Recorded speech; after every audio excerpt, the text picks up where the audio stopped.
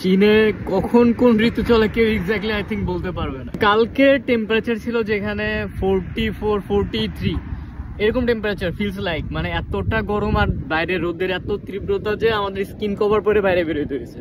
মানে স্কিন এত জ্বলতেছিল কারণ রোদের তাপ, তারপর যে রোডে বের হলে পারে এই পিচের যে একটা তাপ বের হয়, এটা বাইক চালায় আর হেঁটে যায় একদম বুকে বা স্কিনে লাগলে জ্বলতে থাকে লং টাইমের জন্য।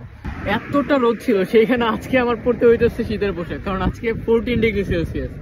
আই থিঙ্ক বাংলাদেশের শীতকাল সর্বোচ্চ যখন শীতের তীব্রতা থাকে ওই টাইমে ওই 10 to 14 বা 15 এরকম টেম্পারেচার থাকে।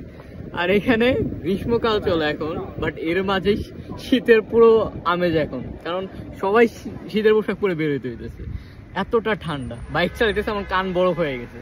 মানে আরেকটু ঠান্ডা পড়লে পরে আমার হাত মোজা পড়তে হবে, আদারওয়াইজ আমি গ্রিপ হোল্ড করতে পারবো না এটা। তাই এখানে কোন দিন কোন টেম্পারেচার থাকবে কেউই জানে না। আজকে শীতকাল তো কালকে গ্রীষ্মকাল, কালকে গ্রীষ্মকাল তো আজকে শীতকাল, এইভাবেই চলতেছি আর কি।